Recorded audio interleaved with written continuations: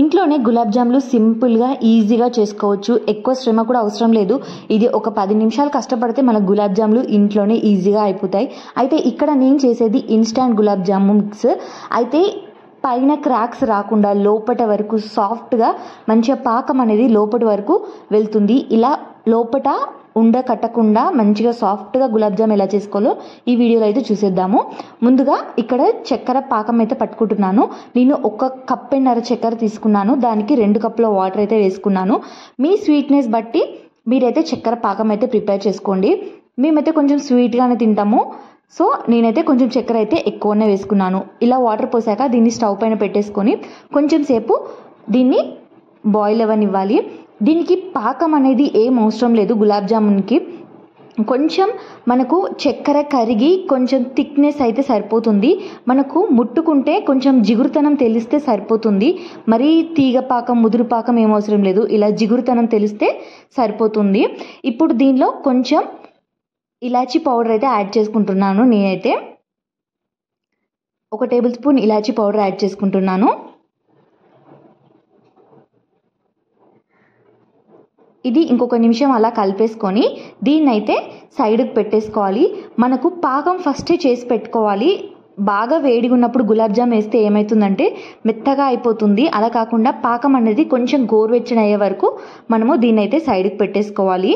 నేను ఇక్కడ MTR gulab jam premix packet దొరుకుతుంది కదా, అదైతే తీసుకుంటున్నాను. ఇది మనకు బై 1 గెట్ 1 ఫ్రీ ఉంది. నేనైతే 1 ప్యాకెట్ అయితే చేస్తున్నాను. ఇది 200 గ్రామ్స్ దాకా ఉంటుంది. ఇందులో మనము ఏమీ అవసరం లేదు. ఓన్లీ వాటర్తో కలిపితేనే మనకు చాలా సాఫ్ట్గా వస్తుంది. చాలామంది పాలతోని లేదంటే మైదా కార్న్ఫ్లోర్ అన్నీ యూజ్ చేస్తారు. అసలు ఇన్స్టాంట్ మిక్స్కి అయితే ఏది అవసరం లేదు. నేను చాలా ఇయర్స్ నుంచి చేస్తున్నాను. మా అమ్మ ఇలానే చేస్తుంది. పర్ఫెక్ట్గా గులాబ్ జామ్ అయితే బాగా వస్తుంది. మాకు ఎప్పుడు కంప్లైంట్స్ అయితే ఏమీ లేవు. ఇలా విరిగిపోతాయి లేదంటే లోపటి వరకు ఆ సాఫ్ట్నెస్ అనేది బాగా ఉంటుంది. ఇక్కడ ఇలా లైట్గా కలుపుకోవాలి. వాటర్ కొన్ని యాడ్ చేసుకుంటూ మీద కలుపుకోవాలి. మనము చపాతీ పిండి కలిపినట్టు అస్సలు కలపకూడదు. అందులో ఉన్న ఎయిర్ బబుల్స్ అనేటివి పోతాయి. అలా కాకుండా కొంచెం మీద తడుపుకుంటూ వాటర్ అనేది చూసుకుంటూ వేసుకోవాలి. తొందరగా మనకు వాటర్ అనేది ఎక్కువగా అయిపోతాయి ఈ మిక్స్లో. ఇందులోనే ఇలా కొంచెం కలిపేసుకున్నాక మనకు పిండి చూసారా కొంచెం ఇలా అతుకపోయినట్టు ఉంటుంది. ఇప్పుడు ఇందులో 1 టేబుల్ స్పూన్ నెయ్యి అయితే వేసుకోవాలి. నెయ్యి వేసుకున్నాక కంటిన్యూస్గా కలుపుతూనే ఉండాలి. దానివల్ల మనకు సాఫ్ట్నెస్ యాడ్ అవుతుంది మంచిగా పిండి అనేది. చూసారా బాగా గట్టిగా కలపకుండా జస్ట్ మీద అలా మర్దన చేస్తున్నట్టు నేనైతే కలిపాను. ఈ నెయ్యి అంతా మంచిగా పిండికి పట్టేసేలాగా కలిపేసుకోవాలి. సాఫ్ట్గా కలుపుకోవాలి పిండిని. మనకు ఎక్కడ క్రాక్స్ లేకుండా ఒక బాల్ లాగా మంచిగా చేసేసుకోవాలి. జస్ట్ నేను పైన ఇలా రబ్ చేస్తూ ఉన్నాను అంతే. అంటే బౌల్కి తిప్పుతూ ఉన్నాను. ఇలా మంచిగా కలిపేసుకున్నాక దీన్ని కన్సిస్టెన్సీ చూడండి. మనకు ఫింగర్ పెడితే లోపటి వరకు వెళ్తుంది పిండి. అంటే మూత పెట్టేసి ఒక 10 నిమిషాలు పక్కకు పెట్టేసేయండి. ఆ తర్వాత ఇలా ఒక స్పూన్తోని కానీ ఏదింతోనైనా ఇలా చిన్న బాల్స్ లాగా తీసుకొని ఒకటేసారి తీసుకోవాలి. మళ్ళీ మనం పిండి తీసి కలపకుండా ఒకటేసారి తీసుకొని ఇలా బాల్స్ లాగా చేసుకోవాలి. ఎక్కువగా ప్రెస్ చేయొద్దు. మనము దీన్ని పిండి 2 సార్లు తీసుకుంటే చేసుకోవాలి. దాంతో మనకు నూనెలో వేయించాక కూడా మనకు క్రాక్స్ లాగా వస్తాయి. అలా కాకుండా ఒక్కసారి ఇలా తీసుకొని లడ్డు చేయడం వల్ల మనకు క్రాక్స్ అనేటివి రాకుండా ఉంటాయి. మీకు ఒకవేళ చేతి అతుక్కున్నట్టు అనిపిస్తే కొంచెం నెయ్యి రాసుకోండి, బాగా వస్తాయి.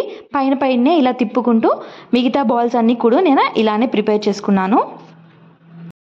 ఇప్పుడు కడాయిలో ఆయిల్ కానీ నెయ్యి కానీ వేసుకోవచ్చు. చాలామంది నెయ్యితో చేస్తే ఇష్టపడతారు. మాకైతే సన్ఫ్లవర్ ఆయిల్తోనైతే నేనైతే చేస్తాను ఎక్కువ. ఇక్కడ పాకం కూడా మనకు చల్లగా అయిపోయింది కదా, నేనైతే ఇలా వెడల్పుగా ఉన్న గిన్నెలోకి అయితే మారుస్తున్నాను. మనకు గులాబ్ జాములు వేసాక కూడా ఇలా అయితే ఫ్రీగా ఉంటుంది. మనము చిన్న గిన్నె తీసుకుంటే అందులోని గులాబ్ జాములు అన్నీ మెత్తగా అయిపోతాయి. తీసేటప్పుడు కూడా మనకు విరిగిపోతాయి.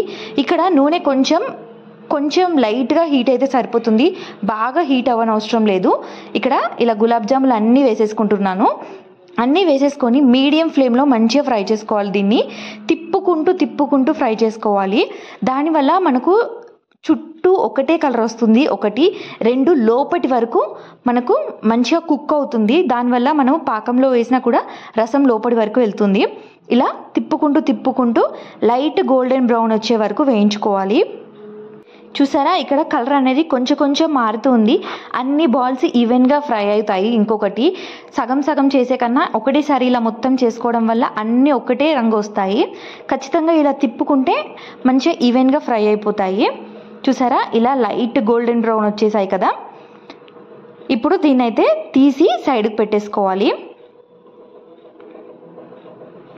చూసారా ఎంత మంచి కలర్లో ఉన్నాయో. మనకు గులాబ్ జామును వేడిగా ఉంది, అలానే పాకం అనేది కొంచెం గోరువెచ్చగా ఉండాలి.